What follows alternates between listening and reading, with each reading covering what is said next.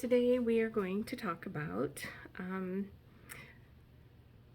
early childhood still. Um, this time I think I'm around 12 years old, and a couple of major things happened at this one regatta at our yacht club. And I don't know if I've got the timeline exactly right on the two different things that happened there, but they're close enough in years to not make that big of a difference. Well, the first thing I'm going to talk about is I went into the women's restroom, and the yacht clubs had bathrooms, showers, full showers and everything for the boaters and stuff to be able to take showers and use regular bathrooms, things like that. Kind of like campgrounds have the same thing. But in this particular instance, there was a lady there crying. I had walked in, and she was just really, really crying. And so I was just like, well, hold on a minute, I'm gonna go get my mom. And I ran out and I found my mom, and I grabbed her hand and I pulled her and yanked her and pulled her and yanked her until she came into the bathroom to see what I was talking about. And I wanted her to help the lady that was crying in the bathroom. And she was wearing a yellow dress. It was really pretty. And I wanted my mom to help her. So I get my mom to go back into the bathroom, and the lady was still there crying. And I was like, well, Mom, help her. And then my mom was like, Tammy, there's nobody there. And I was like, Mom, she's right here, she's crying. And then the lady told me, she goes, she can't see me. And I says, well, can I help you? And Mom's like, Tammy, there's nobody here. Who are you talking to? And I says, the lady crying here. Anyways, my mom thought, so quit your telling stories and come on, let's go. So we went back to the boat.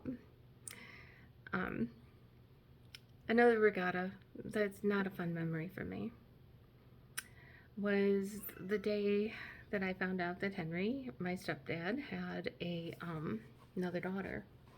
And it was the day that we were introduced to her.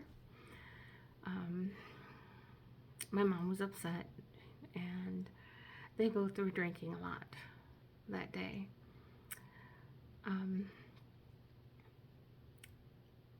It was difficult and pivotal because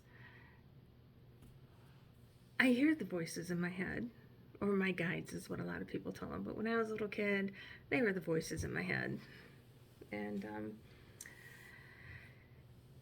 like I said, the bathroom at the yacht club, I was coming back from the bathroom, and my brother Raleigh said, don't go in there.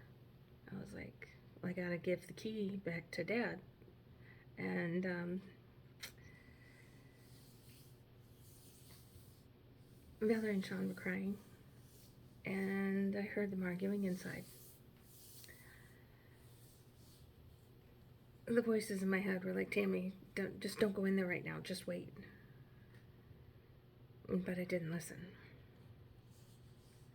I thought, well, maybe I can distract Dad. And I distracted him all right. Wasn't very fun. He told me when I went in there, I called him Daddy, and he says, don't call me Daddy. I'm not your daddy. I wouldn't father someone like you.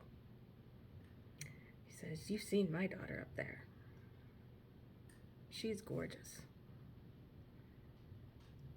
I remember falling back on the stairs that went down into the boat, and turned around, and I pretty much ran out of there. I ran down to the edge of the water, and my brother came down, and he knew all the time that Henry wasn't our father. I didn't. But it explained a lot, and it helped me deal with a lot. He did apologize to me after that. Probably wasn't until I was, I think, 15 when he apologized, but he did, and he told me he wanted me to call him Dad, and that he was proud of me. So we did end up making up. Um, and it also was pivotal in my life because I didn't, not only did I not listen to the spirits who were trying to help me, I also got to meet my real father, and he was amazing. I figured he would get me anyway, because that's where I got my abilities from, is from him. And so meeting him and knowing he was like me was interesting. But again, it was still too soon, really. It was still taboo. And he's the one that told me, you don't talk about it, Tammy. He said, just keep it to yourself. So there is also a belief that I found out years later that I'll share with you another time. So that's pretty much my early childhood now. I hope you enjoy this little journey that you're on with me.